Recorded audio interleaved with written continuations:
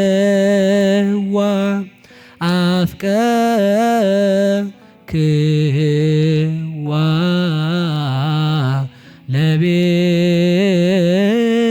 ለቤተ ክርስቲያን። ቤተ ክርስቲያንን ሮሜ ወርጄ አየኋታል። ሳያት ምን አልኳታል? ወደድኳት። በማን ደም ስለተመሰረተኝ? በክርስቶስ። እስኪ የአዳም ሚስት ማን ነው ስሟ? ሔዋን። ከየት ነው የተገኘችው? ከአዳም ግራ ጎን አይደለም ቀኝ ጎን ነው። እሺ ሴቶችን በተክሊል ስትቀመጡ በግራ እንዳትቀመጡ በቀኝ ነው መቀመጥ። ለምን? ከቀኝ ነው የተገኛችሁት። እሺ ሔዋን እንደ ስሙ አይደለችም። የሔዋን ስም የሚወክለው ቤተ ክርስቲያንንና ድንግል ማርያምን ነው። ሔዋን ማለት ሕይወት ማለት ነው። ሔዋን ከሕግ በታይ የሆኑ ልጆችን ስትወልድ፣ ቤተ ክርስቲያን ከሕግ በላይ የሆኑ ሐዋርያትን ወለድ። እኔ በጣም ይገርመኛል። በተለይ የመናፍቃኑ ቅናት። መስቀል ስናረግ እዚህ አዳራሻቸው በር ላይ መስቀል ያረጋሉ። ከውስጥ እኮ ባዶ ነው። እንዲሁ እናንተ ክርስቶስ በሰይጣንም ቢሆን ይሰበካል። የሰይጣን ስብከት ግን ልክ አይደለም ነው። ቅናት ጓደኛችሁ ሲቀና ቁጭት ነው የሚያድርበት። ጠላት ሲቀና ደግሞ እናንተን ማጥፋት ነው የሚፈልገው። ወንድሞቻችን ትልቅ ስራ እየሰሩ እኛ ባዶ ስለሆን ስራ ለመስራት ነው እንጂ የምንቀናው ሰው ለማጥፋት አይደለም። እኛ የምንቀናው ቅናት ምንድን ነው ነው? አንዳንድ ሰው ተመልከቱ፣ የእሱ ሱቅ ስላልተሸጠ ሳይሆን የጓደኛው ሱቅ ስለተሸጠ ነው የሚነደው። ክፉን በክፉ አትቃወሙ አለ። የገጠምነው በዱላ አይደለም። ይሄ ልብ ብላችሁ ስሙሽ። ጅል ብትሉት አንዱን ጅል ይላል፣ እሱ መልሶ አንተ ምናምን ብትሉ አንተ ምናምን ይላል። አልተሸነፈም። ማሸነፍ ማለት እሱ እየሰደበ አንተ ማመስገን ነው። እና መሰደብ ጽድቅ ነው። በተሰደብከው ነገር እግዚአብሔር ይመስገን ስትል፣ አንተ ትዕግስተኛ ስትሆን ሰይጣንን በትዕግስት ታሸንፈዋለህ ማለት ነው። አሁን እኮ አንድ ያጣነው ነገር ምንድነው ብትሉ፣ ትዕግስት የለውም ሰው። ትዕግስት ይቺ የኛ ሰፈር አይደለችም፣ እሷን አይደለም። እሺ ትዕግስት እሷማ ስሟ ብቻ ሆኖ ቀረኩ። ሰው እንኳን እግዚአብሔርን ሚስቱን አይታገስም። ኧረ ሚስቱን እንዲሁ ኧረ ተውት ሚስቱን። እኔ በሞት ያፈርሰዋል። እግዚአብሔር የለመናችሁትን ሁሉ ይሰጣችኋል። የማይሰጠን ግን ለምን መሰላችሁ? ውሻ እንዳንሆን እኮ ነው። የመጨረሻ ከሱ ጋር አንድ እስከምንሆን አይሰጠንም። አንዱ አላሉ ሲጸልይ ከተማ ይገባል። ደግሞ ሲጸልይ አሜሪካ ሄደና አረፈ። ተመልከቱ። አሜሪካ ሄደና ጸሎቱን አቋርጦ ተኛ። ሰውዬ ሞና ነው ማጸለይ አለው። ከኢትዮጵያ የሚያውቀው ሰው እየሄዱ አሜሪካ ከገባው የት አስገባይ ብዬ ነው የምጸልየው። እዚህ በኋላ ጨረሰ ማለት ነው። ብዙ ሴት ባል ፈልጎ ባል ሲያገኝ ቤተክርስቲያን ድርሽ አይል። ብዙ ወንድ ቤተክርስቲያን መጥቶ ባለስልጣን ሲሆን ቤተክርስቲያን በሩ ነው ያውቀው። በዓለም ላይ ያለ ሰው በሁለት ነገር ይጠመቃል። እሺ ካለ በሳት እምቢ ካለም በሳት ይጠመቃል። በዓለም ላይ ስንት ሚሊዮን ህዝብ ከስሮ እናንተ ብቻ ልትጸድቁ ነው እንዴ ወገኞች ይላል። አይሞኙ። በዓለም ላይ ያ ሁሉ ህዝብ አልቆ 5 ሰው መትረፉን ረስተው ነው።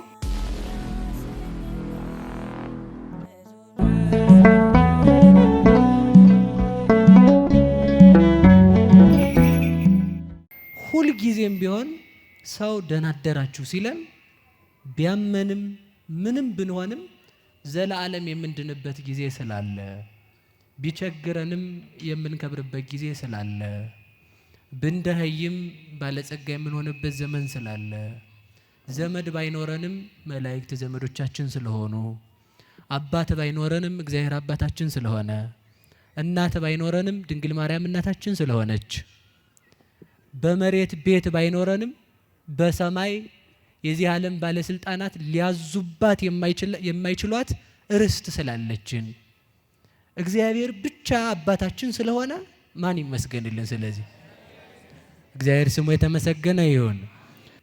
እኛ ፍጠረን ብለነው አድርጋ አይደለም አይደል? ዛፍ ቢያረገን ሰው እንደ ልቡ ይቆርጠን ነበረ። ውሃ ቢያረገንም ሰው ቆሻሻ ይታጠብብን ነበረ። ድንጋይ ቢያደርገንም ሰው እያንከባለለ ሲፈልገው አስፋልት ሲፈልገው የሌላ ቤተ እምነት ያረገን ነበር አይደል? ሲፈልገው እንዲያ ያረገን ነበር። ሽንት ቤትም ሊሰራብን ይችላል አይታወቅም አይደል? እባብ ቢያረገን ሰው ሲቀጠቅጠን ነው የሚውል ነበር አናታችንን ማለት ነው። ጅብም ቢያረገን ጨለማ እየተጠባበቅን ቆሻሻ ነበር የምንጠብቀው። ስለዚህ ሰው ያደረገን ማን ይመስገን? እግዚአብሔርን የወለደችልን የሕይወታችን መሰረት፣ የንጽህናችን የቅድስናችን መመኪያ፣ የዘውዳችን ክብር፣ የመዳናችን ተስፋ፣ ከሲኦል ወደ ገነት ከአሳር ወደ ክብር የወጣንባት ሥላሴን ያየንባት ዓይናችን ንጽሕተ ንጹሐን ቅድስተ ቅዱሳን ድንግል ማርያም ለስም አጠራሯ ክብርና ምስጋና ይግባው። እግዚአብሔር እንደወደደና እግዚአብሔር እንደፈቀደ መጠን በጣም ለተወሰነ ደቂቃ የምንነጋገርበት የትምህርታችን ርዕስ ሮሜ በሚል እንነጋገራለን። እስኪ በሉ ምን አላችሁ? ሮሜ።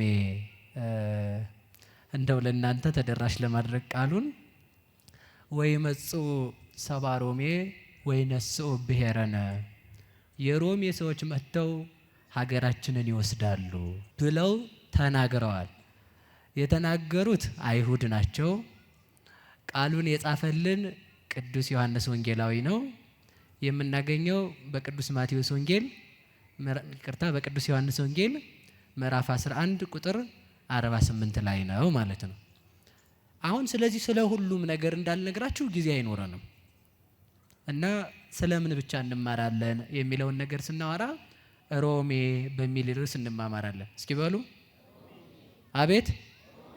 አሁን ይህን ትምህርት ስትማሩ እኔም ሳስተምር ስንማማር በውስጡ እያሰባችሁት እንድትሄዱ አንድ ነገር እፈልጋለሁ። ሁላችንም ከዚች ደቂቃ ጀምሮ የሮሜ ሰዎች ነን አይደል? ከዚች ደቂቃ ጀምሮ እስኪ በሉላችሁ፣ ሁላችንም በሉ። ከዚች ደቂቃ ጀምሮ የየት ሰዎች ነን? የየት ሰዎች ናችሁ? አደራችሁን። እኔ ኢትዮጵያ ጠል ትውልድ ለመፍጠር አይደለም፣ እንዲያ ብላችሁ ደግሞ እንዳታስቡ ብዬ ነው። ሮሜ ምንድን ነው የሚለውን እንድንረዳው ነው። በአጭር ቃል ይህን የተናገሩበትን እዛው ላይ አንድ ምክንያት ብቻ ልናገር። የሮሜ ሰዎች መጥተው ሀገራችንን ይወስዳሉ ያሉት ጸሐፍት ፈሪሳውያን ናቸው። ከምን ተነስተው ነው እንደዛ ያሉት ሲባል ተመልከቱ። ጌታችን መድኃኒታችን ኢየሱስ ክርስቶስ አልዓዛርን ካስነሳው በኋላ አይሁድ ምቀኝነት ያድርባቸው ነበረ። ክርስቶስን የሰቀሉበት የመጀመሪያውም የመጨረሻውም ምክንያት ምንድነው ብላችሁ ብትጠይቁ ቅናት የሚባል ሰውዬ ነው። እስኪ በሉ ቅናት በሉ። ቅናት በጣም መጥፎ ነው። እሺ፣ ቅናት ጓደኛችሁ ሲቀና ቁጭት ነው የሚያድርበት። ጠላት ሲቀና ደግሞ እናንተን ማጥፋት ነው የሚፈልገው። በሁለት ነገር ነው። መንፈሳዊ ቅንኡ ለእንተ ተአቢ ጸጋ መድኃኒት ለነፍሶ ስጋ እስመ ርቱዓት ፍናዊሁ ለእግዚአብሔር ጻድቃን ይሐውርወን ወኃጥአን ይስእንወን ይላል ቅዱስ ያሬድ። ለምትበልጠው ጸጋ ቅኑ አለ። ክርስቲያኖች የሚቀኑት እኛ እንቀናለን። የምንቀናው ግን እኛ እንዴት ነው ከተባለ ወንድሞቻችን ትልቅ ስራ እየሰሩ እኛ ባዶ ስለሆን ስራ ለመስራት ነው እንጂ የምንቀናው ሰው ለማጥፋት አይደለም። የአባ ጳውሊና አባ እንጦንስን ሲጸልዩ ተመልከቱ። የአንደኛውን መነኩሴ አካል እግዚአብሔር የሰራ አካላቱን ብርሃን አደረገው። ሌሊት ለጸሎት ሲቆሙ ማለት ነው። ከራስ ጸጉሩ እስከ እግር ጥፍሮ ያበራል፣ ግን እሱ አያየውም እንደሚያበራ። ያኛው አባት ነው አባ ጳውሊን የሚያየው እንጦንስ ነው። ደግሞ አባ ጳውሊ ደግሞ የራሱን ሳያይ አይ ጉድኔ የአባ እንጦንስ ደግሞ 10 ጣታቸው የእጃቸውም የእግራቸውም ያበራል፣ እሳቸው ደግሞ አያዩትም። ከዛ ምን አሉ መሰላችሁ? ወይኔ እኔ ምንም ጸጋ የሌለኝ ሰውዬ ሲሆን አባ እንዲህ ያበሩ ለእሳቸው አገልጋይ በሆንኩ እንጂ ብለው አለቀሱ። ተመልከቱ። እሳቸው ምንድነው እኔ ምንም ስራ ሳይኖረኝ እሳቸው በቅተዋል ለካ። ከዛ ደግሞ በአንድ ወገን ደስ አላቸው። ለምን? ከታላቅ አባት ጋር በመሆናቸው ማለት ነው። ስለዚህ ምንድነው አሁን እነሱ የቀኑ ሲባል እኔ ባዶ ሆኜ እድሜ ልኬን እግዚአብሔርን ሳላገኘው ኖር ያስከፍቸው ብለው አዘኑ። ለምንድን ነው እግዚአብሔር የራሳቸውን ጸጋ እንዳያዩት ያደረገው ብላችሁ ስትጠይቁኝ ኮርተው ከጽድቅ እንዳይወጡ ነው፣ እንዳይታበዩ። ግን እኮ እሳቸው እያበሩ ነው፣ 10 ጣታቸው ያበራል። ግን የሚያዩት ከራስ ጸጉሩ እስከ እግር ጥፍሩ የሚያበራ አባ ጳውሊን ነው። ደግሞ ተመልከቱ፣ አባ ጳውሊ ደግሞ የሰራ ክላቱ እያበራ ነው። ግን የሚያየው የእንጦንስን 10 ጣቶቹ እያበሩ ነው የሚያቸው። ቅዱሳን ሲቀኑ ለሚበልጠው ጸጋ ክብር ለማግኘት ጽድቅ ለመስራት ይቀናሉ። አሂዛብ ሲቀኑ ለማጥፋት ይቀናሉ ማለት ነው። ስለዚህ ቅናት 2 ነው ማለት ነው። እስኪ በሉ ቅናት በሉ።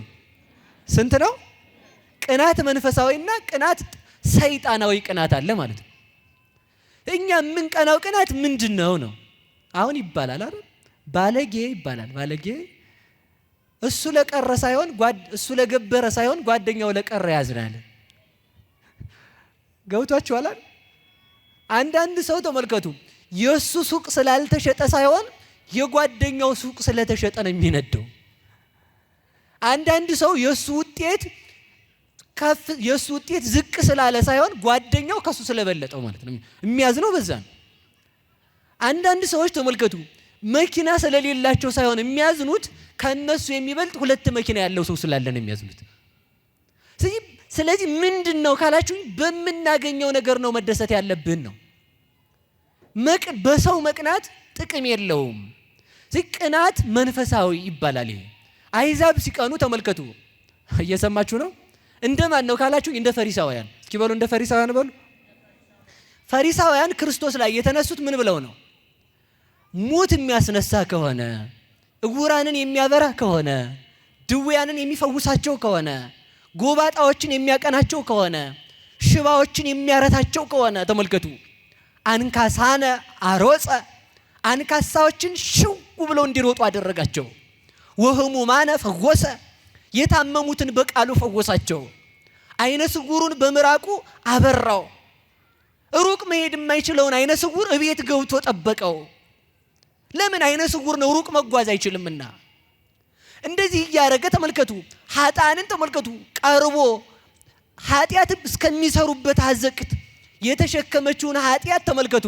እንኳንስ እግዚአብሔር ሰው እንዳያያት በቀን ውሃ የምትቀዳዋን ሴት ሰው በሌለበት ሰዓት ብቻውን ደክሞት ተቀምጦ አገኛት። እግዚአብሔር ለሰው ሰዓት አመቻችቶ የሚሰጥ አምላክ ነው። ለኃጢአተኞች እንኳን ተመልከቱ ብቻውን ሄዶ ተመልከቱ ብቻውን መገኘት የሚፈልገውን ብቻውን ያገኘዋል። ሩቅ መሄድ የማይቻለውን ቀረብ ብሎ ይቀመጥለታል። መቃብር የገባውን ሄዶ ያወጣዋል። ተመልከቱ የእግዚአብሔር ቸርነቱ እኮ ተመልከቱ። ዘማውያኖቹን ደግሞ ተመልከቱ እየሄደ ያድናቸዋል። ሰው የሚጸየፋቸውን አላያችሁም ይላቸውን። በዚህ የተነሳ ተመልከቱ ወናሁ ኩሉ ዓለም ተለወድሬሁ የቃሉን ትምህርት የእጁን ታምራት የሰሙ ሰዎች ሁሉ ተከተሉት ጌታን። በዚህን ጊዜ ምን አሉ መሰላችሁ? መንግስት ከእጃችን ልትወጣ ነው። ይህን ታምራት የሮሜ ሰዎች የሰሙ እንደሆነ መጥተው ሀገራችንን ይወስዳሉ አሉ። እስኪ በሉ ይህን ታምራት በሉ።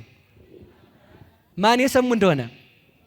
የሮሜ ሰዎች የሰሙ እንደሆነ ሀገራችንን ይወስዱብናል። ስለዚህ ምን እናድርግ? ሳይርቅ በቅርቡ እናጥፋ ነው። ተመልከቱ በዚህ ዓለም ልብ ብላችሁ ስሙኝ። ሰዎች ሲቀኑ ማጥፋት ነው የሚፈልጉት። ግን ተመልከቱ ከአሸናፊዎች አሸናፊ ነን እኛ። እስኪ በሉ ከአሸናፊዎች በሉ አሸናፊ። እኛ አሸናፊ ብቻ አይደለንም። እሺ ይሄን በደንብ ማወቅ አለባችሁ። የአሸናፊዎች አሸናፊ ነን። እስኪ በሉ የአሸናፊዎች በሉ አሸናፊ። ይሄን ሁሉም ሰው ማወቅ አለበት። እውነቴን ነው። እኛ ክርስቲያኖች የአሸናፊዎች አሸናፊ። ለምን? የዚህ ዓለም ገዢዎች አሸናፊ ናቸው። እኛ ደግሞ የአሸናፊዎች አሸናፊ ነን። የዚህ ዓለም ገዢ ዲያብሎስ ተመልከቱ ወይ መጽ መላኩ ለዝንቱ ዓለም ወይ ይረክባተኒ በላይሌ። የዚህ ዓለም ገዢ ዲያብሎስ ይመጣል፣ በእኔ ላይ አንዲትስ እንኳን በደል ስህተት አያገኝም። በሐሌው እንዳልሰራ ለማጠየቅ ተመልከቱ የዚህ ዓለም ገዢ ዲያብሎስ መጥቶ ከኔ የሚያገኘው የኃጢአት ገንዘብ የለውም፣ ንጹሕ ባሕሪ ነኝ። በነቢብም እንዳልሰራ ለማጠየቅ ተመልከቱ ካፉ አንድ ቀን ክፉ እንኳን ወጥቶት አያውቅም።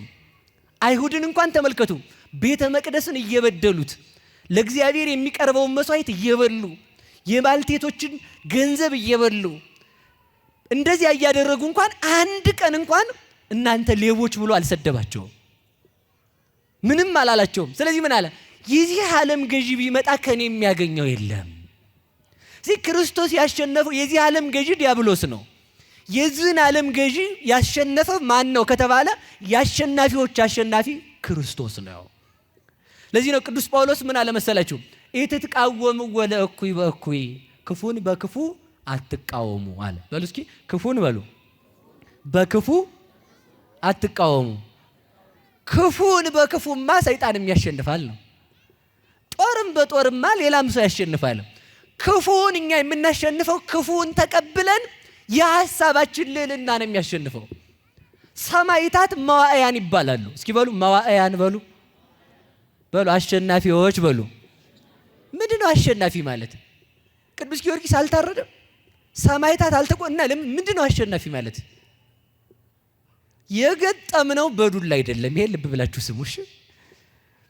የገጠምነው በዱላ አይደለም። በሐሳብ ደረጃ ሐሳባቸውን አሸነፈ።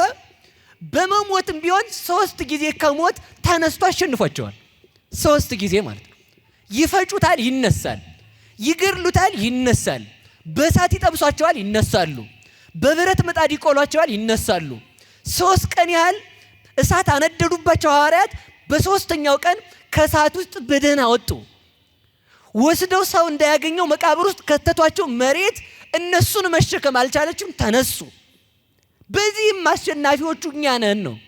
የአሸናፊዎች አሸናፊ ማለት ጅል ሲሉት ጅል የማይል ሰው አለ እንዴ? የማይል ሰው አለ? በሉ ንገሩኝ፣ የማይል አለ? ጅል ብትሉት አንዱን ጅል ይላል፣ እሱ መልሶ ማለት አንተ ምናምን ብትሉ አንተ ምናምን ይላል። አልተሸነፈም። ማሸነፍ ማለት እሱ እየሰደበ አንተ ማመስገን ነው እንዴ?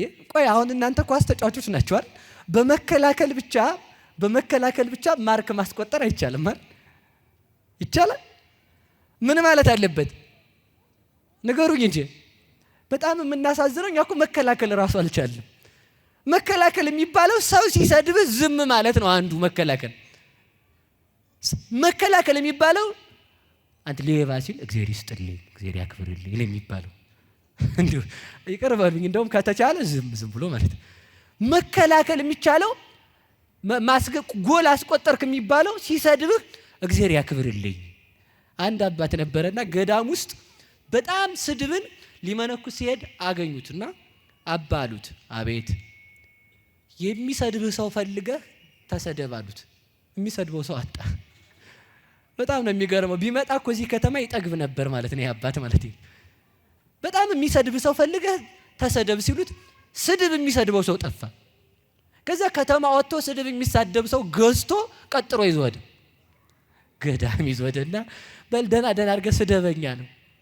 ሲሰድበው እግዚአብሔር ይስጥልኝ ሲል እስኪ በሉ እግዚአብሔር ይስጥልኝ በሉ እንጂ። ሲሰድብ ዝም ማለት ምን ማለት ነው ካላችሁ መከላከል ነው። እኛ ግን ያልተከላከል ጎል እየተቆጠረብን ነው እያልኳቸው ያሉት። ሲሰድብ ዝም ስትል ተከላከልክ። ማጥቃት ጎል ውስጥ ማስገባት አይደል እንዴ?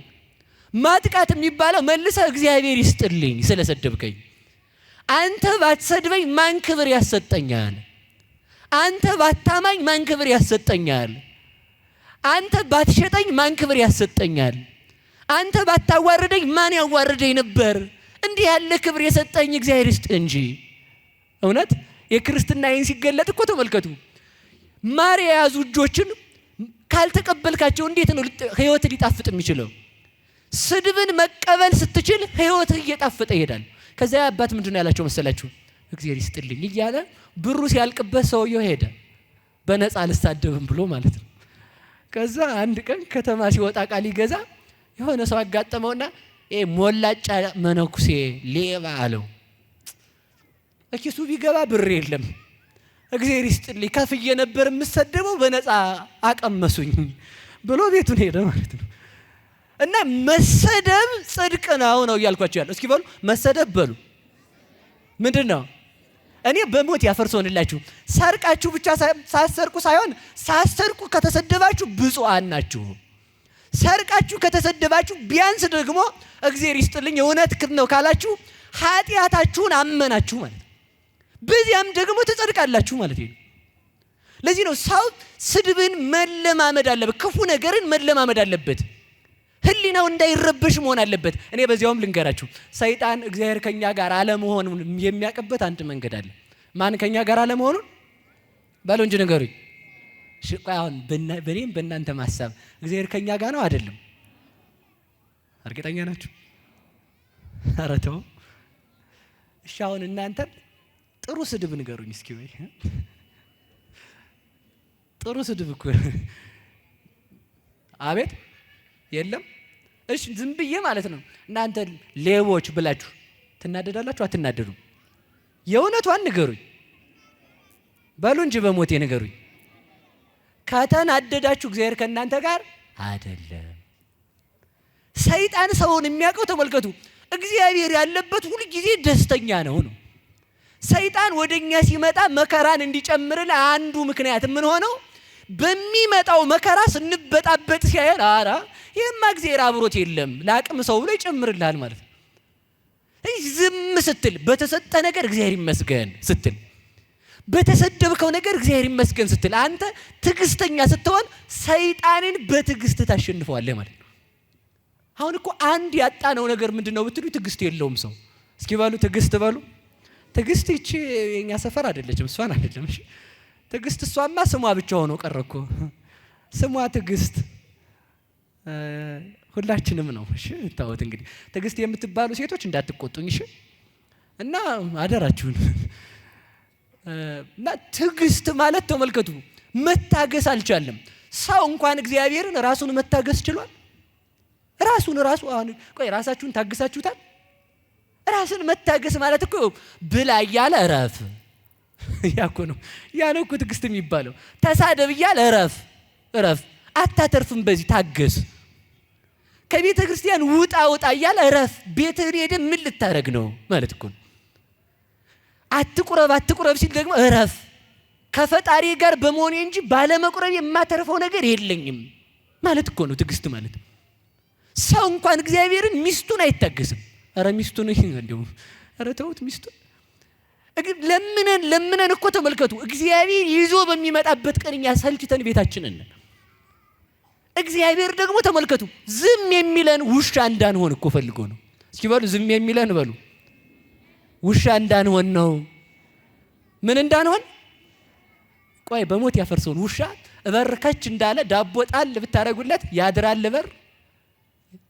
ዳቦውን ይዞ ሰፈሩን እያውደለደለው ልቅ ውሻ እንዳይሄድ መድኃኒቱ ዳቦውን እያሳዩ ማሳደር ይዞ ጣል ታረግለታ እንዳይ ደግሞ ትልቁን ሊጨምረኝ ነው ያችን ጎረስ አድርጎ ፍጥጥ እዛው ፍጥጥ ብሎ ውሻ ያድራል ማለት። እኔ በሞት ያፈርሰውን እግዚአብሔር የለመናችሁትን ሁሉ ይሰጣችኋል። የማይሰጠን ግን ለምን መሰላችሁ? ውሻ እንዳንሆን እኮ ነው። ዛሬ መኪና ስጠኝ ብለው መኪና ቢሰጥህ ነገ አትመጣማ። መኪናን እያሽከረከርክ እዛው ልቀር ነው። የመጨረሻ ከሱ ጋር አንድ እስከምንሆን አይሰጠንም። አንዱ አላሉ ሲጸልይ ከተማ ገባ። እውነቴን ነው። አሁን ነግረው ሄደው ሰውየው ደግሞ ሰምቶ እንዳይቆጣ ችግር የለውም እንሸማገላለን። እና ሲጸልይ ከተማ ይገባል። ደግሞ ሲጸልይ አሜሪካ ሄደና አረፈ። ተመልከቱ አሜሪካ ሄደና ጸሎቱን አቋርጦ ተኛ። ሰውየው ሞና ነው ማጸልይ አለው። ከኢትዮጵያ የሚያውቀው ሰውዬ ሄዶ አሜሪካ ከገባው የት አስገባይ ብዬ ነው መጸልየው። እዚህ በኋላ ጨረሰ ማለት ነው። ብዙ ሴት ባል ፈልጎ ባል ሲያገኝ ቤተክርስቲያን ድርሽ አይል ድርሽ በቃ እስከ 4 ሰዓት ይጋደማል ማለት ነው። ብዙ ወንድ ቤተክርስቲያን መጥቶ ባለስልጣን ሲሆን ቤተክርስቲያን በሩ ነው ያውቀው። አይሳለምም። ተመልከቱ ውጤት እንዲመጣልህ አልቅሰው ውጤት ሲመጣ ለምን እግዚአብሔርን ረሳው ነው እኮ። ውሻ እንዳንሆን እኮ ነው እግዚአብሔር እንደው መቤቴን እግዚአብሔር የለመናችሁትን ያልሰጣችሁ ተመልከቱ ስለሚወደን ብቻ ነው። ምን ስለሚለን በሞቴ ወተን እንዳንሄድ እኮ ነው እንደ ውሻ ማለት ነው።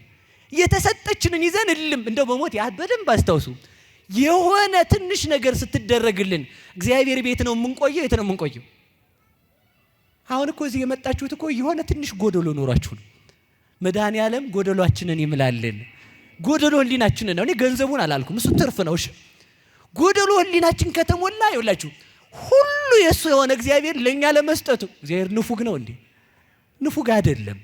ያልሰጠን እንደ ውሻ እንዳንሆን እግዚአብሔር በቤቱ ያጽናን፣ በቤቱ ያጽናን። ቢሰጠንም ወዶን እስኪ በሉ ባይሰጠንስ በሉ ንገሩኛ። ሳቶን ከምንለይና ሳይሰጠን ከሱ ጋር ከምንሆን ምረጡ እስኪ። ለዚህ እኮ ነው ተመልከት ራስህን አሞህ ጸበል ቤት መተህ እንድትጋደም ያደርጋል።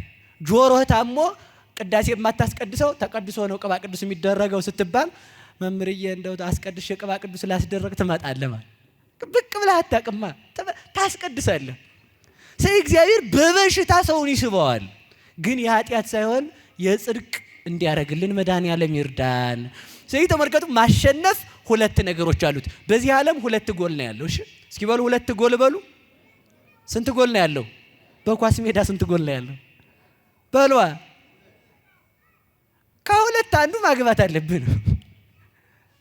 ገብቷችኋል?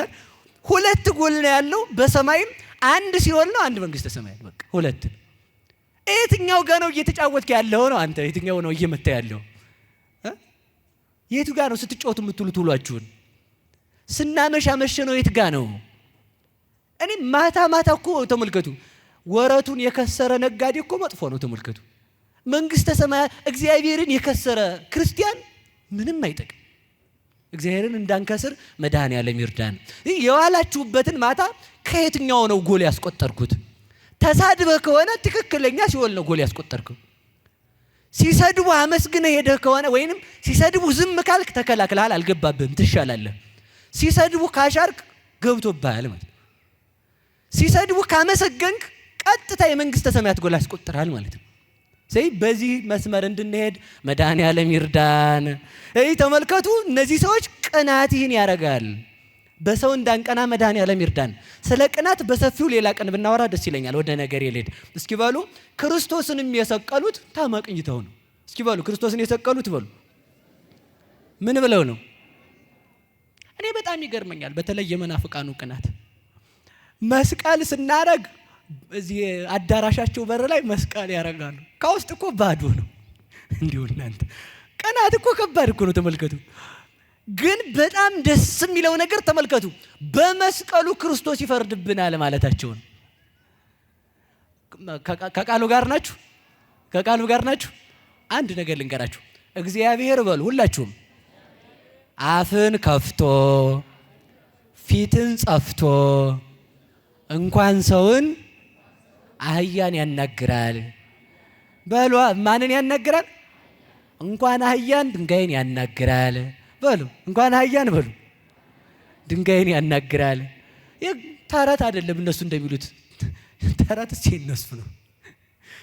እና ተመልከቱ፣ የበላምን አህያ ያናግረዋል፣ እብነ ቢታንያን አናግረዋል እግዚአብሔር ተመልከቱ፣ በጠላቶቹም ቢሆን ይሰበካል። ይሄን ወቁልኝ እስኪ በሉ። እግዚአብሔር በሉ በማን ይሰበካል? ስለሰበኩለት ግን አይጸድቁም። መስቀሉን አሁን እነሱ ተመልከቱ፣ አይሁድ ሰቀሉና ክርስቶስን ቸራለህ የሰራዊት ንጉሥ እግዚአብሔር ጠላትህን ያውለው ያሳድረው አሉት። እንዲህ ሰው ይህን ያህል ይታመማል? ጠላቶቹ ማን ናቸው? በሉ ንገሩኝ። እኛን አታውለን አታሳድረን እኮ ነው ጸሎቱ። ተመልከቱ፣ መናፍቃኑ አሁን ኦርቶዶክስን ለማናደድ መስቀል ቢሰቅሉ ክርስቶስ በመስቀሉ ዓለምን አድኗል እያሉ እየሰበኩ ነው። ሌላ ምንም ትርጉም የለው። በመስቀሉ ያላመነውን እኛን ይፈርድብናል አሉ ማለት ነው። ትርጉሙ እሱ ነው። ክርስቶስ በሰይጣንም ቢሆን ይሰበካል። የሰይጣን ስብከት ግን ልክ አይደለም ነው። ከበሮ ደግሞ ግው ማድረግ ይዘዋል። ምን ማለታቸው ነው? ሰፊው የአዳም ልቅሶ ጠባቧ የዮሐንስ ስብከት ናት እኮ። አዳም አለቀሰ ዮሐንስም ሰበከ አሉ። ከበሮውን ሲመቱት ደግሞ ተመልከቱ፣ ከበሮውን እነሱ ሲመቱት የሚሰብኩት እኛኑ ነው። በቃ አለቀ። ተመልከቱ፣ ከፊት ሲመቱት ስፉ የመለኮት ምሳሌ ነው። ጠባቡ ንዑስ የሚባለው እሱ የስጋ ምሳሌ ነው። ስፉ አምላክ በስጋ ተወሰነ ብለው ማንን የሚሰብኩት? ኦርቶዶክስ። እንዲህ ተመልከቱ። ከበሮ ደግሞ ተመልከቱ፣ ከበሮ የማያውቅ ሰው ከበሮ ሲመታ ነው የሚያሳዝኑት ማለት ነው። እስኪ ከበሮ በሉ እንጂ ከበሮ ሰው ነው ራሱ ማለት ነው። እርጥብ ከበሮ ይጮሃል? በመቴ ንገሩኝ። እርጥብ ከበሮ ይጮሃል? ያ ከበሮ ደመ ነፍስ የሌለው ደም የሌለው ደረቅ ነው። ምን ማለት ነው? ከደመ ነፍስ ከስጋዊ ሐሳብ የተለዩትን ታጸድቃለህ አሉ። እነሱ ግን ደመ ነፍስ እንስሳ ናቸው ነው። እኛ ደመ ነፍስ ነን ብለው እየሰበኩልን እኮ ነው። ተመልከቱ፣ ከደመ ነፍስ ያልተለዩ ከበሮን ሲመቱት እኛ ደመ ነፍስ ነን፣ ደመ ነፍሳችንን የደመ ነፍስ ስራ በመስራታችን ትፈርድብናለህ አሉት ማለት ነው። እኛ ግን ተመልከቱ ምንድን ነው መሰላችሁ? ጣፉ ግርፋቱን ደግሞ ምኑን እናስብበታለን? እነሱ ላይ ብናየውም ክርስቶስ ተገርፈ ነበር፣ በተገረፍከው ግርፋት ስላልተጠቀምኩ ትፈርድብኛለህ ማለታቸው ነው ማለት ነው። ቤተ ክርስቲያን ስንዱ እመቤት ናት። የእሷ ልጅ አደረገን። እግዚአብሔር ይመስገን፣ እግዚአብሔር ይመስገን በሉ እንጂ ማን ይመስገን? በቃ ይሄ ነው። የትኛውም ቦታ ብናየው ኦርቶዶክሳዊ ትርጉም ያለው ኦርቶዶክሳዊ ትርጉም አለው። ስለዚህ ተመልከቱ፣ አይሁድ ተመልከቱ ምን አሉ መሰላችሁ? የሮሜ ሰዎች መጥተው አገራችንን ይወስዳሉ አሉ። እሰይ አዎ መጣ። የሮሜ ሰዎች አገራቸውን ወሰዱ። የሮሜ ሰዎች እነማን ናቸው? ሐዋርያት። የሮሜ ሰዎች እነማን ናቸው? ክርስቶስ ራሱ። ሮም ማለት ልዑል ማለት ነው። ከፍ ያለው አምላክ በስጋ ተገልጠው ተመልከቱ፣ በዚህ ዓለም ያሉ ነፍሳትን ለመንግስተ ሰማያት ያበቃቸዋል። ስለዚህ ተመልከቱ፣ አፋቸው ተከፍቶ ፊታቸው ተጸፍቶ ተናገሩት። ይህን ያናገረ አምላክ ስሙ የተመሰገነ ይሁን። ሁሌም ቢሆን እግዚአብሔር በሁሉ ይሰበካል። የሚታመነው ግን የቤተ ክርስቲያን ትምህርት ብቻ ነው። እንግዲህ ወደ ነገር ይልድ እስኪ ሮም በሉ እንጂ የት ሀገር ሰው ናችሁ? በሉ እንጂ ንገሩኝ። የሮም ሰው አይታሰርም። የሮም ሰው ልዑል ነው፣ ከፍ ያለ። እኛ ስራት የለብንማ፣ የክርስቶስ ልጆች ነን፣ ልዑላን ነን ማለት ይኮ ነው። የሮም ሰዎች ነን ማለት ሮም ማለት የቃሉ ትርጉም ተመልከቱ፣ ከፍ ያለ ማለት ነው። እስኪ በሉ ከፍ ያለ በሉ። ከፍ ያለ ማን ነው? ክርስቶስ ነው። የሰማይ ሰዎች ነን ማለታችን ነው። የሮሜ ሰዎች ነን ስንል ማለት ነው። የሮሜ ሰዎች ነን ማለታችን የቤተ ክርስቲያን ልጅ ነን ማለታችን ነው። እስኪ በሉ የሮሜ ሰዎች ነን በሉ። የማን ልጆች ናችሁ? የቤተ ክርስቲያን ልጅ። በቃ በአንድ ቃል ብቻ ነው ይሄንን ማስረው። እንግዲህ አሁን ሮሜ ላይ ነው ያለነው። ሮም ተመልከቱ፣ ሁላችሁም እንደምታውቁት የሮምን ታሪክ እንኳን የምታውቁት አይመስለኝም። ሮሜ ይቺ ከክርስቶስ ልደት በፊት የነበረች ናት። በሰው ስም ነው የተጠራችው። ቅዱስ ሄርማን ስለ ሮሜ ተናግሯል። ቅዱስ ሄርማን ስለ ሮሜ ሲናገር ምን ይላል መሰላችሁ? ረከብክዋ አፍቀርክዋ፣ አገኘኋት ወደድኳት ይላል። እስኪ በሉ አገኘኋት በሉ። ወደድኳት የት ሄደ ነው ስንለው ወሪድ የብሔረ ሮሜ አለን። ወደ ሮሜ ሀገር ወርጄ ምን አለኳት? አገኘኋት። ከዛስ ወደድኳት። ከመህቴ ተመልከቱ፣ እንደ እህቴ አገኘኋት። ወምድረ ህዳጥ መዋዕል ተመልከቱ፣ ከብዙ ዘመናት በኋላ ቤተ ክርስቲያን ተመልከቱ፣ ከብዙ ዘመናት በኋላ 5500 ዘመን ሲፈጸም ተገለጠች፣ አየኋት።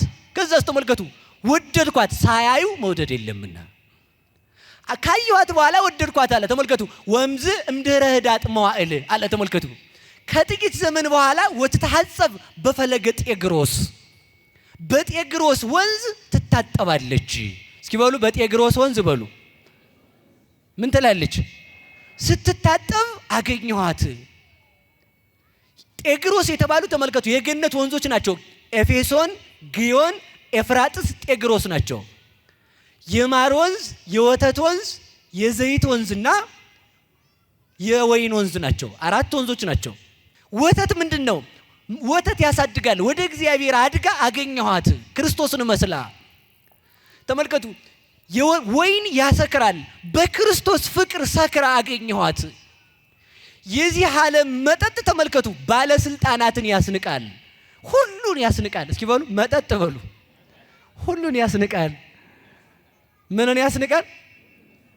አንድ ሰው እየጠጣና አፄ ቴዎድሮስን አገኛቸው። ከዛ በፈረስ እየሆኑ ሲሄዱ ታጠቅ የሚባል ፈረስ ነበራቸው። ቴዎድሮስ አላቸው። አቤት አሉት። ታጠቅን ልግዛ አላቸው። መጠጥ እኮ ጎበዝ ሰውዬ እኮ ነው ተመልከቱ ሲላቸው ምን አሉት? እሺ አሉት። እና ከዛ ወታደሩ ሰይፉን መዘዝ አረገና አፄ ቴዎድሮስ ነው እንዴ የምትናገራቸው? ልበለው በሰይፍ ሲላቸው አይ ተው ቆይ ነገ ጠይቀዋለሁ አሉና ትተው ሄዱ። ነገ አስጠሩና ጀግናው ፈረሴን አገዛኝም አሉት። ቆይ ጌሾና ጓደኞች ጋር መክሬ ልምጣ አላቸው። ጓደኞቹ ማን ናቸው? ጌሾና በቀል ጋር መክሬ ልምጣ ማለት ነው። ጌሾና በቀል ሲገቡ በቃ ደፋር ነው የሚያደርጉት ሰውን ማለት ነው። ስለዚህ ተመልከቱ መጠጥ ተመልከቱ የለበሰውን ራቁት ያደርጋል። በክርስቶስ ፍቅር የሰከረ ሰው በሰማዕትነት አደባባይ ስለ ክርስቶስ እርቃኑን ይውላል። መጠጥ ባለስልጣናትን እንዳይፈሩ ያደርጋል። በክርስቶስ ፍቅር የሰከረ ሰው ባለስልጣናትን አይፈራቸውም። እኔ ንጉሥ የክርስቶስ ነው፣ የማይሞት ንጉሥ ስላለኝ በምድራዊ ንጉሥ ሃይማኖቴን አልቀይርም ይላል። ተመልከቱ በመጠጥ የተነሳ ሰው እርቃኑን ይውላል። በክርስቶስ ፍቅር የተነሳ ሐዋርያት በሰማዕትነት አደባባይ ራቁታቸውን በመሬት ተጎትተዋል። መጠጥ ሁሉን ያዘነጋል። የክርስቶስ ፍቅር ክብርን ያዘነጋል። እስኪ በሉ የክርስቶስ ፍቅር በሉ ክብርን ያዘነጋል። ተመልከቱ ወጻይኩ ሙስተ ገዳም ይላል ቅዱስ ያሬድ። ከበረሃ ወጣሁ ማለት ከድንቁርና ወጣሁ። እንዘ እሴብሖ ለእግዚአብሔር እግዚአብሔርን አመሰግነው ዘንድ ወበህየ ርኢኩ ዘኢኮነ ኃይሉ ከመ ኃይለ ሰብእ እንደ ሰው ያይደለ ኃይል አየሁ። ተመልከቱ ከዛ በኋላ ምን አለ መሰላችሁ? ይእዜኒ ለሰላም ንትለዋ። ከዚህ በኋላ በዚህ ዓለም ያለውን ሰላም ትተን ሰላም ድንግል ማርያምን እንከተል፣ ሰላም ክርስቶስን እንከተል፣ ሰላም ቤተ ክርስቲያንን እንከተል፣ ሰላም ወንጌልን እንከተላለን። እንዴት ብለነዋል? እስመ ተወልደ ክርስቶስ በሀገረ ዳዊት። ክርስቶስ ተመልከቱ በዳዊት ሀገር ከዳዊት ባህሪ በቤተልሔም ተወልዶልናልና። እንዴት ሆኖ ስንለው ተመልከቱ ሰብ ኩሎ ዘይከውን ኮነ ዘእንበለ ኃጢአት ባይቲታ። ሰው ሁሉ የሚሆነውን ከኃጢአት በቀር ሆነልን። የክርስቶስ ፍቅር እንደ ሰምፔር ሆኖ ይሳበን ይላል። የክርስቶስ ፍቅር እንዲስበን መድኃኔዓለም ይርዳን። ስለዚህ ተመልከቱ ሮሜ ማለት ምን ማለት ነው? በሉ ንገሩኝ እንጂ ልዕልት ማለት ነው። ልዕልት ደግሞ ቤተ ክርስቲያን ናት። እዚህ ጋር ነው ትምህርታችንን የምንይዘው። አላችሁ? እስኪ የአዳም ሚስት ማን ነው ስሟ? አቤት ሔዋን። ከየት ነው የተገኘችው? ከአዳም ግራ ጎን አይደለም ቀኝ ጎን ነው። እሺ ሴቶችን በተክሊል ስትቀመጡ በግራ እንዳትቀመጡ በቀኝ ነው መቀመጥ። ለምን? ከቀኝ ነው የተገኛችሁት። እሺ ግራ የሚል ትርጓሜ አለ፣ እሱን አልተረጉምም። ግን ቀዳማዊ አዳም ከቀኝ ጎኑ ያላስገኛትን ክርስቶስ ቀኝ ጎኑ ነው ግራ ጎኑ ነው የተወከው? ስዕሉ ላይ ይውልኝ ቀኝ ጎኑ ግራ ጎኑ።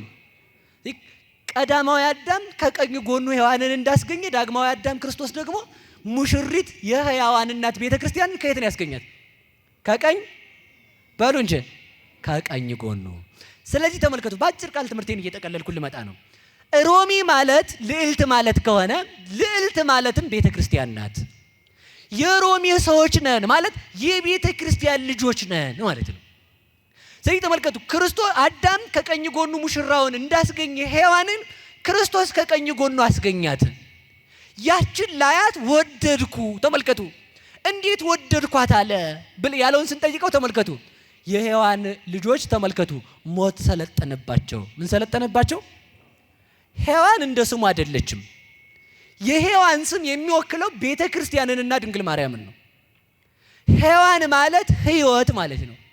ሔዋን ማለት የሕያዋን እናት ማለት ነው። ሔዋን ከሕግ በታይ የሆኑ ልጆችን ስትወልድ ቤተ ክርስቲያን ከሕግ በላይ የሆኑ ሐዋርያትን ወለደች። ሔዋን ሞት የሚገዛቸውን ልጆች ስትወልድ ቤተ ክርስቲያን ሞትን የሚገዙትን ዘዋሃብ ከነዚያ ከሃይማኖት ንኪድ ኩሎ ኃይሎ ለጸላኢ የዲያብሎስን መርዙን እንድናተፋው የማይፈታውን እንድንፈታ መታሰር የሚገባውን እንድናስረው ስልጣን የሰጠን ብለው በሞት ላይ ስልጣን ያላቸው ካህናትን ወለደች። ሔዋን ደም የሚያፈሰውን ወለደች።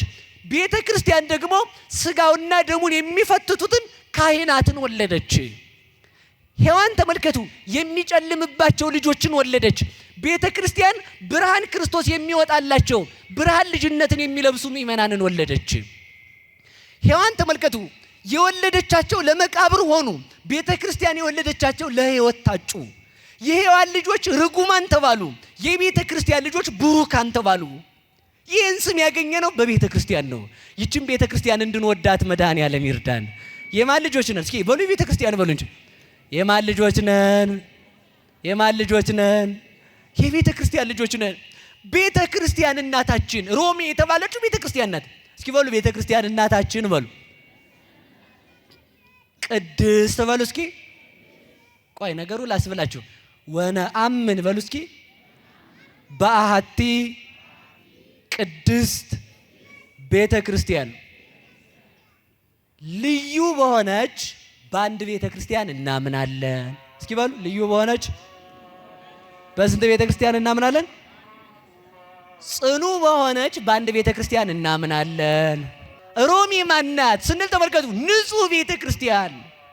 ሮሜ ማናት? ልዕልት ቤተ ክርስቲያን። ሮሜ ማናት? ልዩ ቤተ ክርስቲያን። ሮሚ ማናት? ክብርት ቤተ ክርስቲያን ናት። ቤተ ክርስቲያንን ልዩ ስንላት የመጀመሪያው ተመልከቱ፣ ቤተ ክርስቲያንን ቅድስት ስንላት ፈጣሪዋ ቅዱስ ነውና። እስኪ በሉ ፈጣሪዋ ምንድን ነውና? ልጆቿ ቅዱሳን ናቸውና። የቤተ ክርስቲያን ቅድስና ከእግዚአብሔር ነው። ልጆቿም ከእግዚአብሔር የተነሳ የብርሃን ልጅ ብርሃን ነው፣ የሕይወት ልጅ ሕይወት ነው። ለዚህ ነው ቅዱስ ዮሐንስ ምን አለ መሰላችሁ? ዓለም መኖቱ ዘይመወላ ዓለም ምንድን ነው? እስመ ዘይአምን ከመ ውእቱ ክርስቶስ ወልደ እግዚአብሔር። በመልእክቱ ዓለምን የሚያሸንፈው ማን ነው ይልና የእግዚአብሔር ልጅ ኢየሱስ ክርስቶስ የእግዚአብሔር ልጅ መሆኑን የሚያምን ነው ይላል። ዓለምን የሚያሸንፍ ማን ነው? በሉ ንገሩኝ እንጂ። ይህ ንጹህ ጽኑ ልዩ ቅዱስ እግዚአብሔር እሱ የእግዚአብሔር ልጅ መሆኑን ስናምን ዓለምን እናሸንፋለን። ጣል ጣል እያረኩት ወደ ነገር የሌድ። ሁለተኛ እስኪ ንጹህ በሉ። ምን አላችሁ? ንጹህ ደግሞ ምንድን ነው? እሺ ቤተ ክርስቲያን ንጽሕት ናት አይደለችም? ማን ንጹህ ስለሆነ? በማን ደም ስለተመሰረተች? በክርስቶስ ደም ስለተመሰረተች ቤተ ክርስቲያን ንጽሕት ናት። ቤተ ክርስቲያን ነውር የለባትም። ተመልከቱ፣ ሙሽሪት ለሙሽራው ልጅ እንደምትወልድ ተመልከቱ። ንጽሕት ሙሽራው ቤተ ክርስቲያን ናት። ቤተ ክርስቲያን ለእግዚአብሔር ልጆችን በጥምቀት ማኅፀንነት ወልዳለታለች። ማንን? እኛን ክርስቲያኖችን። እኛ ክርስቲያኖች የእግዚአብሔር ልጆቹ ነን። እስኪ በሉ ልጆቹ በሉ በሉ በሉ። የማን ልጆች ናችሁ? አለ እኮ ራሱ እይብለክሙ አግብርቴ አላ ይርክቴ። እኔን ከዚህ በኋላ እንግዲህ እናንተን ባሮች አልላችሁም። ምኖችን እምላችሁ? ልጆቼ ወዳጆቼ እላችኋለሁ እንጂ። ለምን? ከቤተ ክርስቲያን ማኅፀን ስለተወለድን። በእናት ማኅፀን የልጅ አካል እንደሚሳል በቤተ ክርስቲያን የኛ ተመልከቱ አካላችን በጥምቀት ማኅፀን ተስሎ ነው የተወለድ ነው። ከእናት ማኅፀን ልጅ የእናቱን አካል ለብሶ እንዲወጣ ከጥምቀት ማኅፀን እግዚአብሔርን ለብሰን እንወጣለን። በጥምቀት ማኅፀን የእግዚአብሔር ልጆች እንሆናለን። ጥምቀት የምንወለድ ቤተ ክርስቲያን ምእመናንን እኛን የምትወልድበት ማኅፀን ናት ማለት ነው። ከዚያች ጥምቀት ያልተወለደ የእግዚአብሔር ልጅ መሆን አይችልም። ማኅፀን ያልገባ ልጅ የገሌ ልጅ ነው እንዴ? አይደለም እኮ ይባላል። በገጠሩ ልጅ ሲያድግ ገበያ ሲሄዱ እናቶቻችን ከመንደር ጥለው ይሄዳሉ። ጎረቤት ይሄውማ እማዋይሽ አንቺ ጋ ይዋል ብለው ማለት እማዋይሽ። ከዛ ስትናደድ ልጅ ጥሩ አይደል ይደፋፋል። ዕቃ ሲደፋፋ የእሷን ልጆች ሾጥ ስትሰጥ የሰውንም ልጅ በለበቅ ይዛ ሿ ከሰጠችው አኩርፎ ውጭ በር ላይ ወጥቶ ጉብ ምን ትላለች? የሰው ልጅ ብትሆን አይደል ይላችሁ። እስኪ የሰው ልጅ ብትሆን በሉ አይደል ወይ? የራስ ልጅ ከሆነ ይገርፋል ማለት። ስለዚህ ስናጠፋ እግዚአብሔር የሚገርፈን ልጆቹ ነን። እመሰ ይገሰጹክሙ አንደበረ አንትሙ፣ እናንተ እግዚአብሔር ካልገሰጻችሁ የእግዚአብሔር ልጅ አይደላችሁም ማለት ነው። ተመልከቱ ቅዱስ ጳውሎስ።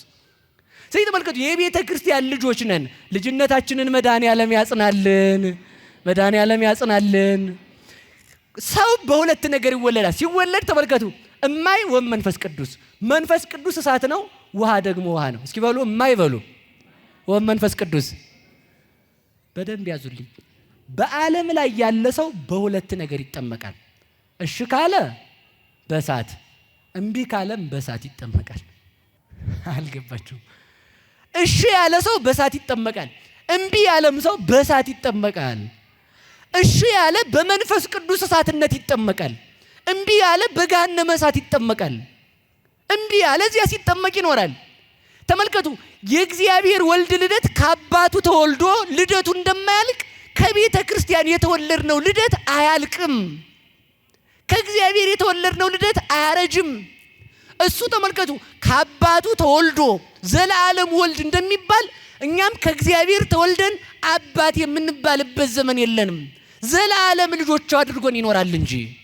ስለዚህ እሺ ብትሉ በሕይወት እሳትነት ያጠምቃችኋል፣ እምቢ ብትሉ በገሃነመ እሳት ያጠምቃችኋል። እስኪ በሉ እሺ ብትሉ በሉ በሕይወት እሳት፣ እምቢ ብትሉ በገሃነመ እሳት። ጥምቀት ነው ሁለቱ። ያኛው ጥምቀት አያድንም። ሰባ ሰዶም የተጠመቁት ገሞራ የተጠመቁት ግብፃውያን እንዲሁ በሞት ያፈርሰዋል። ግብፃውያን ተጠምቀዋል፣ ግን አልጠቀማቸውም። አልተጠመቁም። በየት ነው የተጠመቁት? በኤርትራ ሰጥመው ነው የቀሩት። ቅዱስ ኤፍሬም ሲናገር እንዲህ ይላል፣ አንዱን አስጥማ ለአንዱ ሕይወት የምትሰጥ ባህር ላሳይህ ይላል። እስኪ በሉ አንዱን አስጥማ በሉ ለአንዱ ሕይወት። ማናት እሷ ካልከኝ ኤርትራ ናት። ጥምቀት ተመልከቱ፣ አሮጌውን ማንነታችንን አስጥማ አዲስ ማንነት የምትሰጠን ቤታችን ናት። ተመልከቱ፣ እለ ተጠመቅሙ ክርስቶስ አለበስክሙ፣ የተጠመቃችሁ እግዚአብሔርን ለበሳችሁ። አሮጌው ማንነታችን በጥምቀት ቀርቶ አዲስ ሆነን ክርስቶስን ለብሰን እንወጣለን። እምቢ ያሉት ደግሞ ዘላለም አርጅተው በገሃነም ሲጠመቁ ይኖራሉ። እምቢ ያለ ሰው እንዲያ ነው። ተመልከቱ፣ ዲያብሎስ ሰውን በሚያሰጥምበት ፈርዖን በሉ ሁላችሁም፣ ሰውን በሚያሰጥምበት ሰጠመ። ሳጥናኤልስ ነፍሳትን በሚያሰጥምበት ይሰጥማል። ከሐዲስ ሰውን በሚወነጅልበት ይወነጀላል፣ ይሰጥማል በሲኦል ማለት ነው። ስለዚህ ተመልከቱ፣ ወደን እንድንጠመቅ መድኃኔዓለም ይርዳን። ሁለተኛ በእሳት በሉ እስኪ። በምንድን ነው? በነገራችሁ ላይ ክርስቲያን እንደ ሸክላ ነው መሆን ያለበት። እንደምን አልኳችሁ? ሸክላ እሺ፣ ጤነኛውም ሰባራውም ያገለግላል። እሺ እስኪ በሉ ጤነኛውም በሉ ሰባራውም። አሁን ፕላስቲክም እየገባ ነው መሰል ተመልሰው ማሽናር።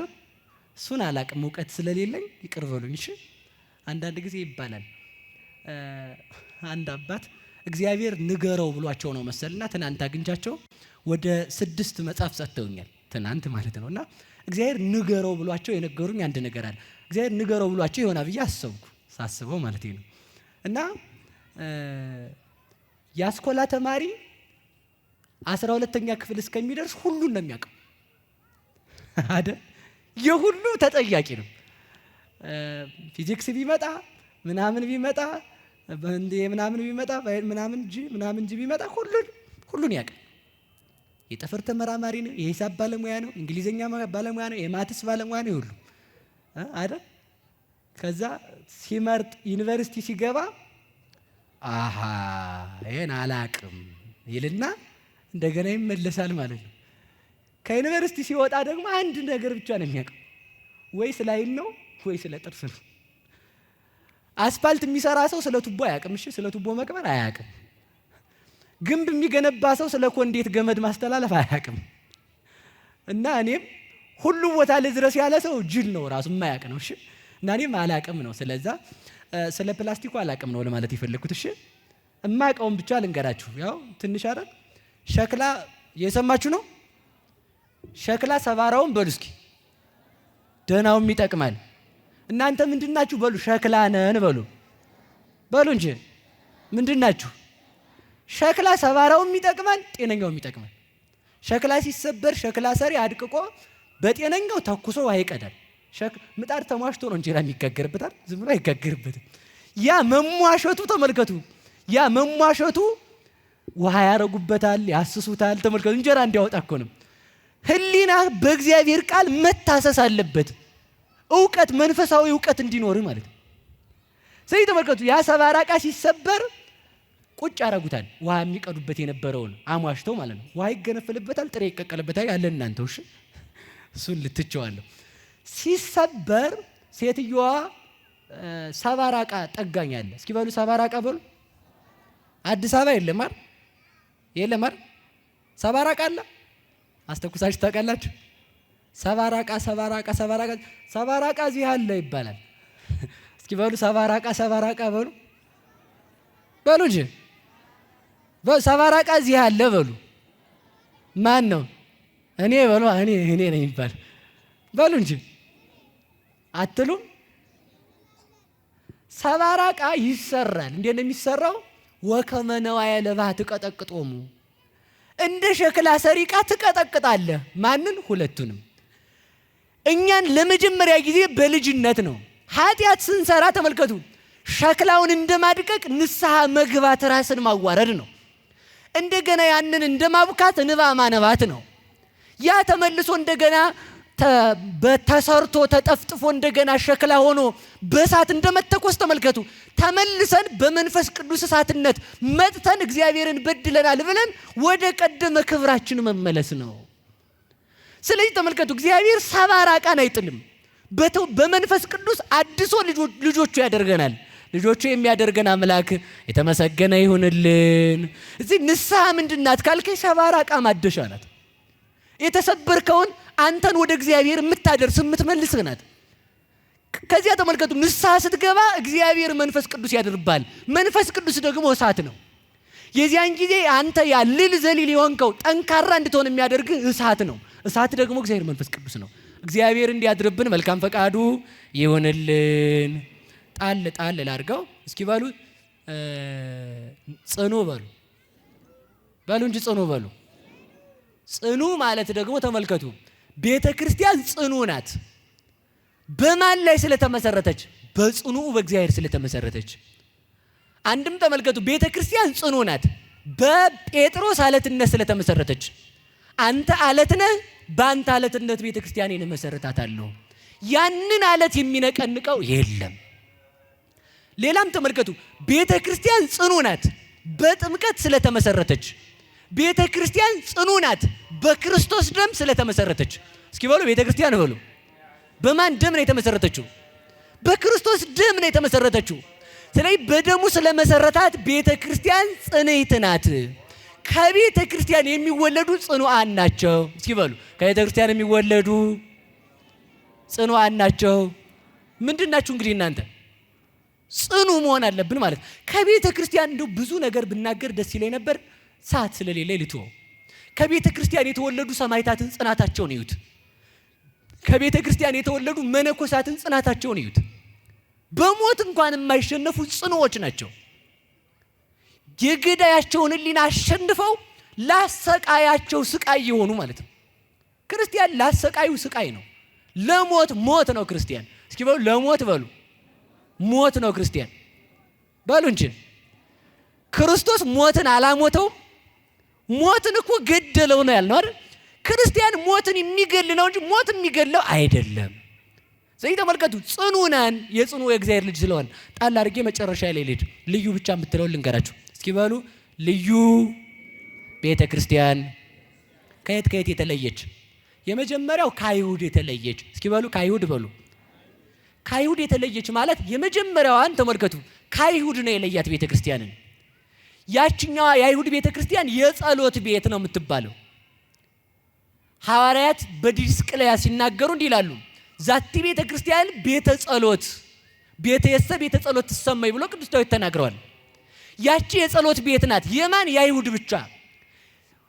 ይችኛዋ ቤተ ክርስቲያን ግን አሉ ተመልከቱ፣ ምን አሉ መሰላችሁ? ምጽላየ መሃይምናን ወመሃይምናት፣ የታመኑ የምእመናን የጸሎት ቤታቸው ናት። ያችኛዋ ቤተ ክርስቲያን፣ ያችኛዋ የብሉይ ኪዳኗ የአይሁድ ቤተ እምነት በግ የሚታረድባት ናት። የኛ ቤተ ክርስቲያን ልዩ ናት። አማናዊ በግ ክርስቶስ የሚታረድባት ናት። ያችኛዋ ቤተ ክርስቲያን በበጎች ደም የተመሰረተች ናት። ይችኛዋ ቤተ ክርስቲያን በበጉ በአማናዊ በግ በክርስቶስ ደም የተመሰረተች ናት። ያችኛዋ ቤተ ክርስቲያን ተመልከቱ፣ የማይናገር በግ በግድ ታርዶባት የሚሞትባት ናት። ይችኛዋ የኛ ልዩዋ ቤተ ክርስቲያናችን። የኛ ቤተ ክርስቲያን ግን በፈቃዱ የሞተ አማናዊ በግ ክርስቶስ ያለባት ናት። ያችኛዋ የብሉይ ኪዳኗ የአይሁድ ቤተ እምነት ተመልከቱ፣ ቤተ እምነት የሚሞት በሬ የሚታረድባት ናት። ይችኛዋ ግን ተመልከቱ የማይሞት ያው እግዚአብሔር የተሰዋባት ቤት ናት። ያችኛዋ የአይሁድ ቤት ተመልከቱ የምታርዳቸው የሚሞቱ የሚበሉትም የሚሞቱ ናቸው። ቤተ ክርስቲያን ላይ የተሰዋው ክርስቶስ የተሰዋውም የማይሞት የሚበሉትም ለዘላለም የማይሞቱ ናቸው። ለዚያችኛዋ ተመልከቱ የሚሰውላት ካህናት አሉ። ለዚህችኛዋ ቤተ ክርስቲያን ግን መስዋዕቱን የሚሰዋ ሊቀ ካህናት ክርስቶስ አላት። ስለዚህ የሱ ምኖቹ ነን? የቤተ ክርስቲያን ምንድነን? ልጆች። የእግዚአብሔር ምንድነን? በሉ እስኪ ልዩ በሉ እንጂ። ልዩ ስንል አንድ ብቻ ተናግሬ ልጨርሰው። ከሌሎች ቤተ እምነት የተለየች። እስኪ በሉ ከሌሎች በሉ ቤተ እምነት የተለየች። እንዲህ አለ ሰሎሞን፣ አዋልድ ላልወን ሁልቁ ቁጥር የሌላቸው ልጆች አሉ አለ። እሺ ብለናል። አሐቲት ርግቤ ፍጽምቴ፣ እኔ ግን ርግቤ ግን አንድ ናት አለ። እስኪ በሉ ርግቤ ግን በሉ አንድ ናት። 150 ሴት አንድ ወንድ ሊጠይቀው ይችላል። 150 ወንድ አንድን ሴት ሊጠይቃት ይችላል። ባሏ ስንት ነው? ባሉ ንገሩኝ እንጂ ሙሽራዋ ስንት ነው? አንድ ነው። ተመልከቱ። 150 ቤተ እምነት ተሰብስቦ እግዚአብሔር አምላኬ ሊል ይችላል። አይ ሙሽራዋ ግን አንድ ናት። መደምደሚያ አንዲት ናት። ርግቤ አንዲት ናት። በደም የመሰረትኳት።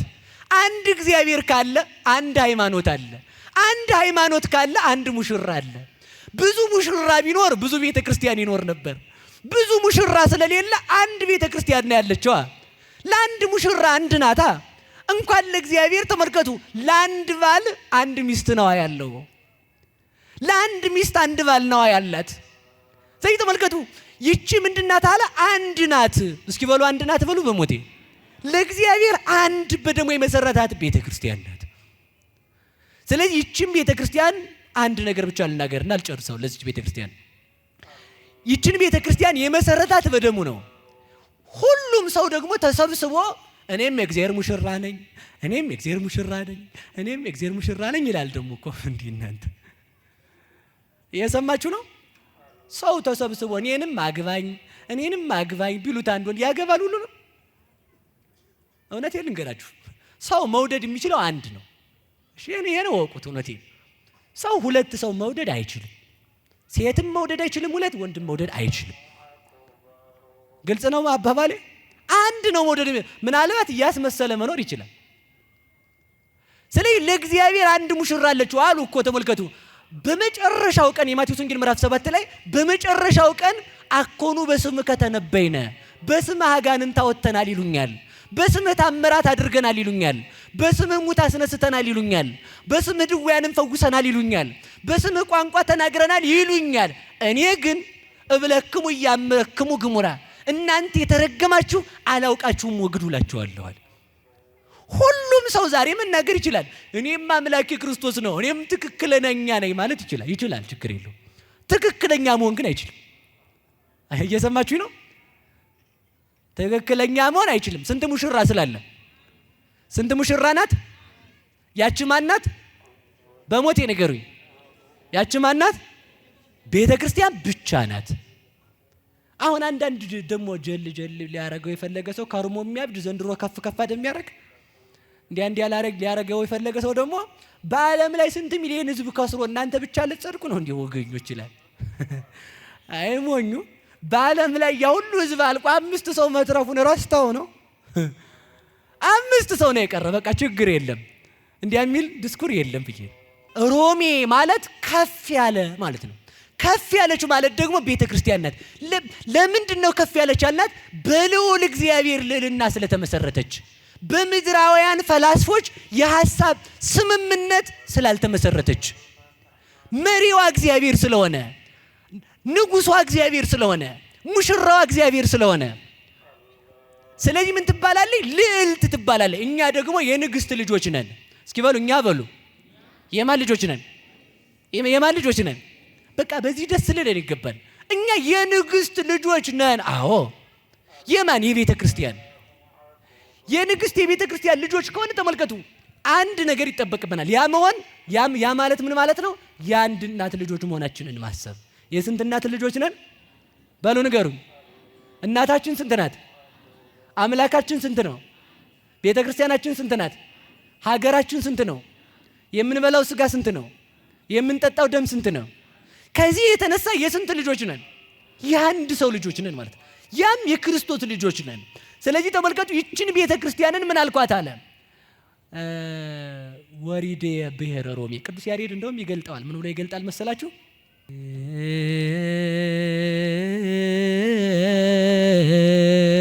ሉያ ወሪድ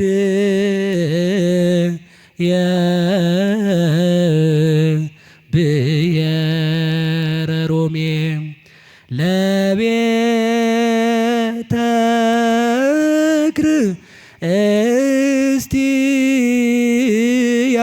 ክርስቲያን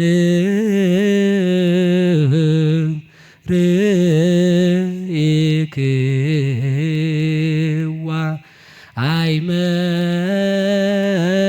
አይመክሙ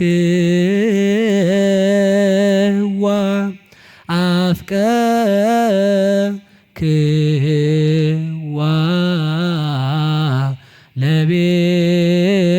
ለቤተ ክርስቲያን ቤተ ክርስቲያንን ሮሜ ወርጄ አየኋት አለ። ሳያት ምን አልኳታል? ወደድኳት። በማን ደም ስለተመሰረተኝ? በክርስቶስ። የእሷ ልጆች ያደረገን እግዚአብሔር ይመስገን። አንድ ልጨምርላችሁና ልጨርስ። ሁላችሁም እጃችሁን አውጡ አንድ ጊዜ።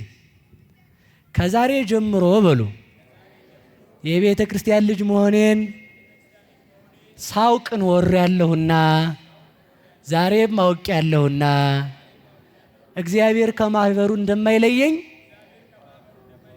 አምናለሁ። በሉ ንገሩኝ። የማን ማህበርተኞች ናችሁ? በሉ በደንብ ንገሩ። የማን ማህበርተኞች ናችሁ? በቃ በዚህ ደስ ሊላችሁ ይገባል። የእግዚአብሔር ማህበርተኛ ናችሁ እናንተ። ማስረጃ አንጣ ካላችሁኝ ኩሉ ዘገብራ ለጽድቅ ጻድቅ ውእቱ ወዘያከብር ሰንበተ ካለ በኋላ እንደሚለው ኢይበል ፈላሴ ዘገባ ሀበ እግዚአብሔር ይፈልጣኒኑ ህዝቡ አይደለም። ወደ እግዚአብሔር የገባ ስደተኛ እግዚአብሔር ይለየኛል አይበል አለ። ከየት አምጥተው ስትለኝ መጽሐፍ ቅዱስ ትንቢተ ኢሳይያስ ምዕራፍ 56 ቁጥር 2 ላይ ሄደ። የቤተ ክርስቲያን ቅዳሴዋ መጽሐፍ ቅዱስ ነው። እግዚአብሔር ከማህበሩ የለየው ስጋውና ደሙን የሰጠኝ እግዚአብሔር በልጅነት የመለሰኝ እግዚአብሔር ይለየኛል አይበል። ይቺ ቤተ ክርስቲያን ልዩ እናታችን፣ ንጽሕት እናታችን፣ ክብርት እናታችን፣ ቅድስት እናታችን ናት። እናት ተመልከቱ፣ ለልጇ ወጥታ ወርዳ እንደምትመግብ ቤተ ክርስቲያን ለምእመናን ትምህርትን ትመግባለች። እናት ልጆቿን በጡት እንደምታሳድግ ቤተ ክርስቲያንም በብሉይ ኪዳንና በአዲስ ኪዳን ታሳድገናለች። አንድም ተመልከቱ በንባብና በትርጓሜ ታሳድገናለች፣ አንድም በትርጓሜና በምስጢር ታሳድገናለችና። አንድም ተመልከቱ እናት ለወለደችው ልብስ እንድታለብስ ቤተ ክርስቲያን የልጅነትን ልብስ አልብሳናለች። እስኪ በሉ የልጅነትን ልብስ በሉ አልብሳናለች። የምድር ጨርቅ ለብሰህ እሳት ውስጥ ብትገባ እሳት ያቃጥላል፣ ያነዳል እዛው እየቀለጠ። ልጅነትን ለብሰው እሳቱ የገቡነ መርቆሬዎስ አልተቃጠሉም። ክርስቶስን ለብሰው እሳት የገቡ ሐዋርያት አልሞቱም። ያንን ነው የምንለብሰው። ስለዚህ ተመልከቱ እናት ለልጇ እናት ለባሏ እየታዘዘች ለባሏ ንግስት ለልጆቿ ቤት ናት። እስኪ በሉ እናት በሉ ለባሏ ምን ለልጆቿ ምን በሉ እንጂ። ቤተ ክርስቲያን ለክርስቶስ ሙሽራው፣ ለኛ ደግሞ ምናችን ናት? መኖሪያችን፣ ርስታችን ናት። ተመልከቱ ርስታችን። እናት የልጇን እንባ የምታብሰው ተመልከቱ እዛው ቤቷ ነው። ልጇ እስካለበት ሄዳ እንባውን ታብሳለች። የሚመናን እንባ የሚታበሰው ቤተ ክርስቲያን ላይ ነው። እስኪ በሉ ሁላችሁ የሚመናን እንባ በሉ የሚታበሰው የት ነው? ኤልያስ ሄዶ ሲደክመው ክትክታ ዛፍ ስር ተኛ። ከዛ ምን አገኘ? እንጀራ ባገልግል አገኘ፣ ውሃ በመንቀል አገኘ። ያንን ተነሳ፣ በላ፣ ጠጣ። ያ ኃይል ሆኖት 40 ቀን ተጓዘ። ያቺ የክትክታ ዛፍ ቤተ ክርስቲያን ናት።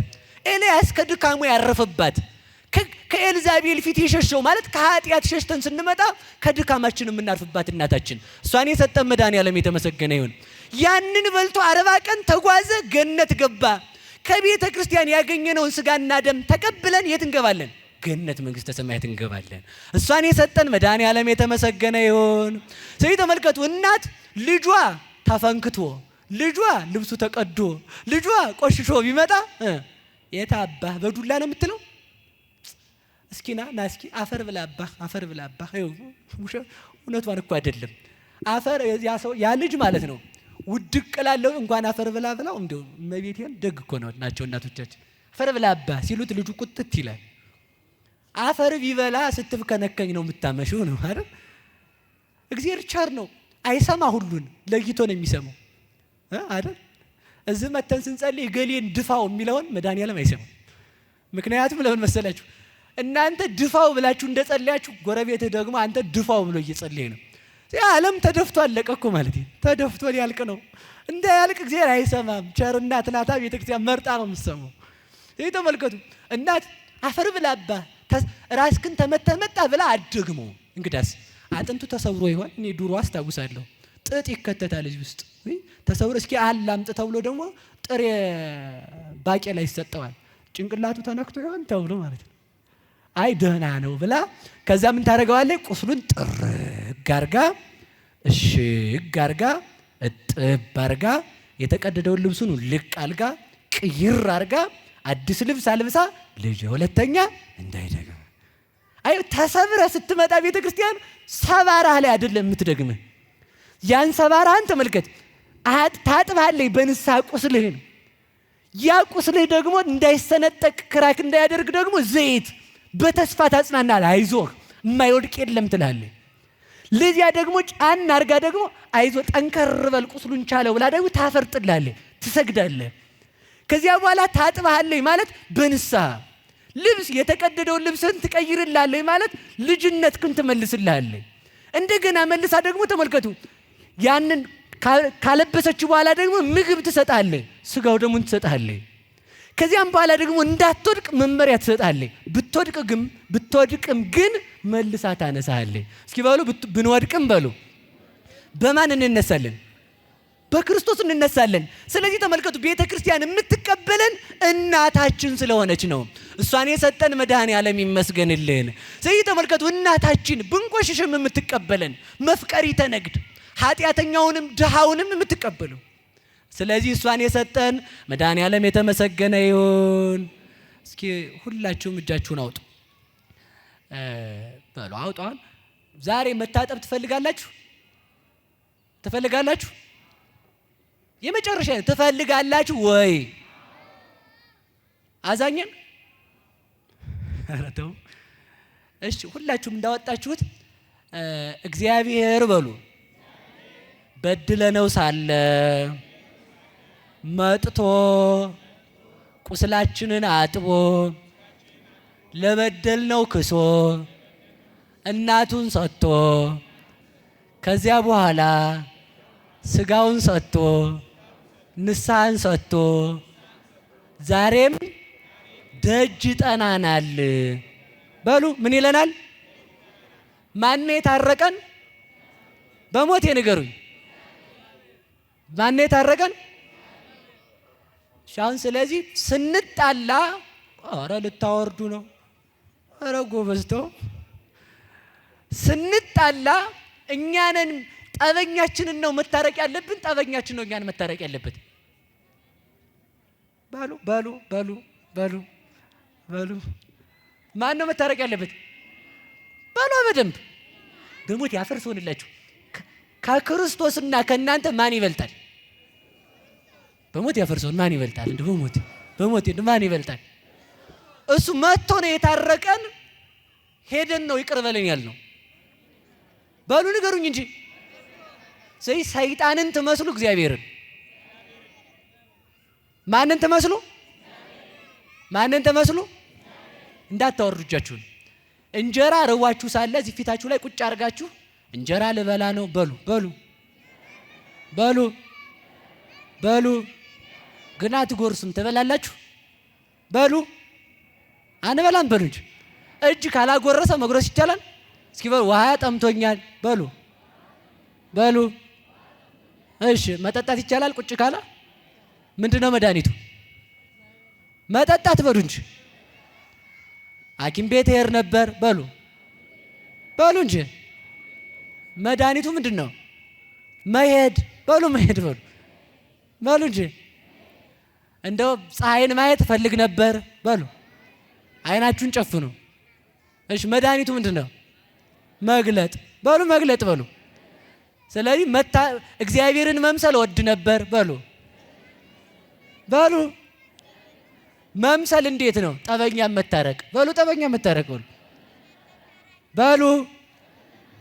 የበደለ ነው የተበደለ ነው ይቅርታ የጠየቀ? የተበደለ ነው የጠየቀን? የበደልነው ነው የጠየቅነው? በሉ የበደልነው ነው አይደል? ተነሱ። ጠብ ያለባችሁ ሰው መሽሞርሞር ምናምን የለም። ብድግ ከሰው ጋር የተጣላችሁ ሰው ብድግ ስለ ያው እግዚአብሔር ብያችኋለሁ። ተነሱ። ጠብ ያለባችሁ ሰው ተነሱ። ከሰው ጋር የትኛውም ቦታ ይሁን ዝም ብላችሁ ተነሱ። ምን አገባችሁ እናንተ? እኔ ላሳያችሁ መንገዱ በደግ ከዛሬ ጀምሮ ብሎ የበደለኝን ይቅር ብያለሁ በሉ። በደንብ ይቅር ብያለሁ። ማታ ሳትመሻውን ከዚህ ቤተ ክርስቲያን ግቢ ሳትወጡ ደግሞ እናንተ ክብር ደግሞ ስንኳደድ ማለት ነው። እኔ እኮ እንደው አምቶኝ እኮ ነው ይላል ሰው። ምን አባ አስቸገረ ብትታማ ማለት ነው። ክርስቶስ ታምቶ አይደል ዝም ያለው? እግዚአብሔርን መምሰል ይሻላል የእሱን ስድብ እያንቆራቆር ሲኦል መግባት ይሻላል? ማንን ነው መምሰል ያለብን? ክብሬን እኮ ነክቶት ነው እንትፍ ብሎ ብጊዝ ጋር ሳልፍ እንትፍ ብሎ ፊቴ እኮ አናዶኝ ነው። ክርስቶስ ፊቱ ላይ ተተፍቶ ካላጠፋ አንተ ምን ያስጨነቀ? ይቅር በላይ በሉ የተጣላችሁትን ሰው። ስለዚህ አሁን ከዚህ ግቢ ሳትወጡ እዚሁ ላይ እንዳላችሁ ስልክ ደውላችሁ ስለ እግዚአብሔር ብለህ ይቅር በላይ ትላላችሁ። እሺ በሉ። የበደልነውንማ ተመልከቱ። ይቅር ማለት ምንድን ነው? ግዴታ ነው። ማንን ለመምሰል ነው ይቅር የምንለው? ማንን ለመምሰል ነው? እሺ እግዚአብሔርን ስትመስሉ ደስ አላላችሁ? ብሏችኋል አይደል?